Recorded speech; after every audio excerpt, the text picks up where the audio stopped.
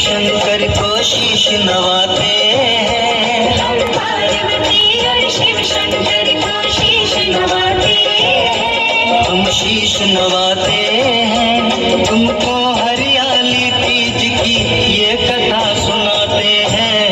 हम महिमा गाते हैं, हरियाली तीज का दिन, पद तो है बड़ा महान, पद तो है बड़ा महान, करता सबका कल्याण। ये उन दिनों की कहानी है जब भगवान ब्रह्मा ने पृथ्वी को आबाद करने के लिए अपने पुत्र दक्ष प्रजापति को सौंपा। तो दक्ष ने सार्वभौमिक माता आदि पराशक्ति की प्रार्थना की और उन्हें अपने संतान के रूप में जन्म लेने का अनुरोध किया। इस प्रकार माँ पराशक्ति ने दक्ष के घर में सती के रूप में अवतार लिया। दक्ष के पुत्री के रूप में उन्हें दक्षायनी के नाम से भी जाना जाता है। दक्ष के द्वारा देवी को मानव जन्म लेने के लिए ब्रह्मा जी की यही योजना थी कि सती शिव को विनम्र भक्ति से प्रसन्न करे और उनसे विवाह करे। धीरे धीरे सती भगवान शिव की भक्त बन गई। भगवान शिव के हृदय को जीतने के लिए सती ने अपने पिता के महल की विलासिता को त्याग दिया और एक जंगल में तप करने गई। वहाँ उन्होंने तपस्या की और शिव की आराधना की। इतनी कठोर उनकी तपस्या थी कि उन्होंने धीरे धीरे खुद ही भोजन त्याग दिया और एक दिन एक बिल्व पत्र खाकर दिन बिताने लगे।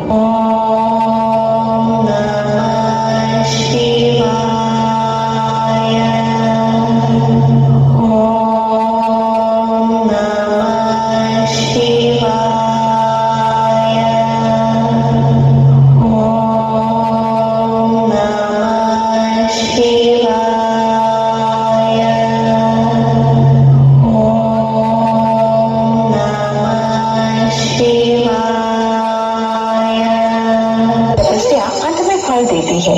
उनकी भक्ति की सीमा को महसूस करते हुए शिव ने स्वयं उनके सामने प्रकट होने का फैसला किया और फिर सती की इच्छा को स्वीकार करते हुए वो उन्हें अपने दुल्हन के रूप में लेने के लिए तैयार हो गए।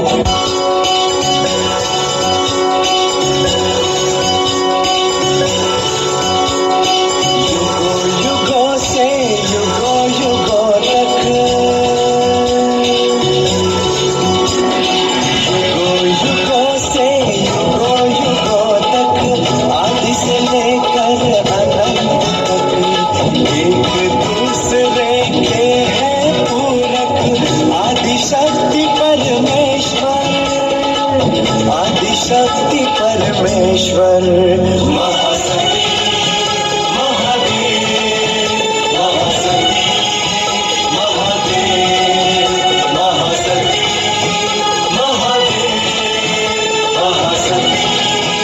महाशक्ति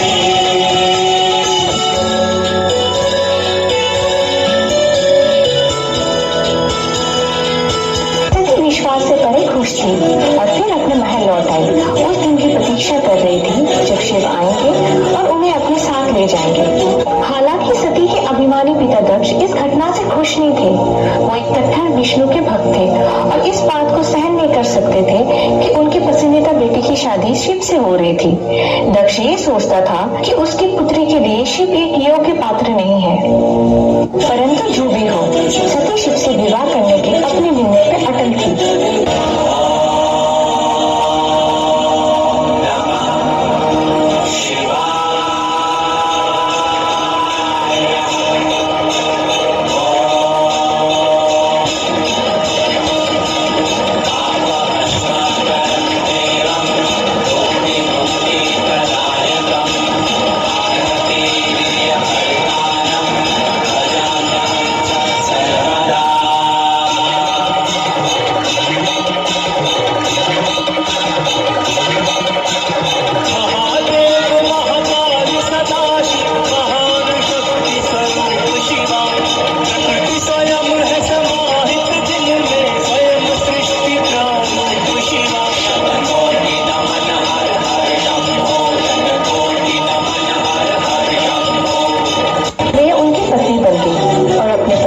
शिव के साथ रहने के लिए कैलाश चली गई। शादी के तुरंत बाद दक्ष ने अपने महल में एक भव्य यज्ञ का आयोजन किया, जहां उन्होंने सभी राजाओं, राजकुमारियों, देवी देवताओं को आमंत्रित किया था।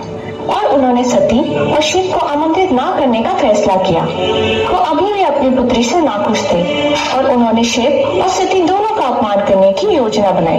इधर कैलाश में यज्ञ के बारे में जानने के बाद सती ने शिव से उनके साथ जाने के लिए विनती की। शिव ने अपनी इच्छाओं से जाने की आज्ञा देने से इनकार कर दिया, परंतु सती ने उस कार्यक्रम में भाग लेने के लिए दृढ़ संकल्प किया और शिव की इच्छाओं के विरुद्ध चल पड़ी अपने पिता के राज्य के लिए। शिव ने सती को वहां ना जाने की चेतावनी दी थी, ये जान के कि वहां उनका अपमान किया जाएगा। हालांकि तब सती उनकी बात अनसुनी करके चलने लगे, तो शिव ने सती की सुरक्षा के लिए अपने गण को उनके साथ भेज दिया। यज्ञ में सती को आते देख दक्ष गुस्से में उन पर चिल्लाने लगा और उनका अपमान करना शुरू कर दिया। दक्ष ने सती और शिव को बहुत अपमानदायक बातें सुनाई। दक्ष ने यह स्पष्ट किया था कि ना उनका और ना ही उनके पति का कभी यहाँ पे स्वागत होगा। सती ने अपने पिता के साथ विनम्रता से बात करने की कोशिश की और उन्हें ये कहा कि शिव एक अद्भुत पति है और उनकी शादी कितनी खुशहाल है। हालांकि दक्ष ये सब सुनकर भी बहरा बना रहा और बस सती और शिव को अपमानित करता रहा सबके सामने। अंत में सती से और सहन नहीं हुआ। उन्होंने पूर्व में दक्ष और प्रसूति को चेतावनी दी थी कि अगर उनका किसी भी तरह से अपमान किया गया तो वो उन्हें छोड़ देंगे। सती ने तभी क्रोध में देवी आदि शक्ति का रूप ले लिया। उन्होंने खुद को दक्ष से मिलवाया, ये कहते हुए कि वे अनंत शक्ति है।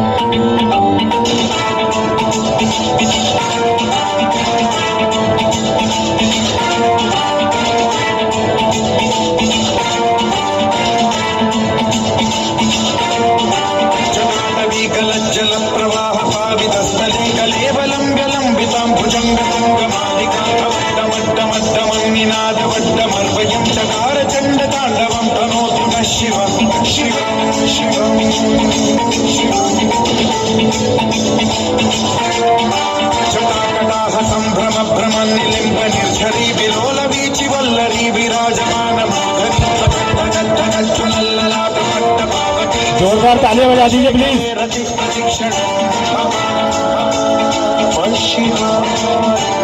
कैलाश में जब भगवान शिव को यह बात पता चला तो शिव पूरी तरह से नाराज हो गए और रुद्र के रूप में बदल गए। भयंकर तांडव नृत्य करते हुए उन्होंने अपनी जटा उखाड़ ली और उसे जमीन पे फेंक दिया। उस जटा से वीरभद्र उत्पन्न हुए, जो शिव का विनाशकारी अवतार था। वीरभद्र बहुत भयानक दिखता था। उसके 8 हाथ थे और प्रत्येक हाथ में हथियार थे।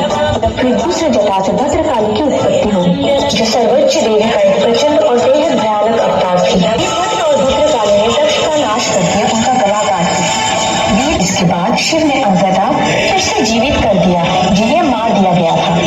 यहाँ तक कि उन्होंने दक्ष को भी जीवन दान दिया। इसके बाद शिव ने दक्ष के सिर को बकरी के सिर से जोड़ दिया। शिव की करुणा और कृपा देखकर दक्ष आखिर में बदल गए और भगवान शिव का एक भक्त बन गया। शिव सती के वियोग से पूरी तरह से टूट गए थे। उन्होंने सती के जले हुए शरीर को अपने कंधे पे ले लिया और पत्नी वियोग में उसके साथ दुनिया भर घूमते रहे। सती का पुनर्जन्म पार्वती के रूप में हुआ। पर्वतों के राजा उनकी पत्नी लीलावती की बेटी थी। बचपन से पार्वती शिव को प्यार करने और उनकी पूजा करने के लिए समर्पित थी।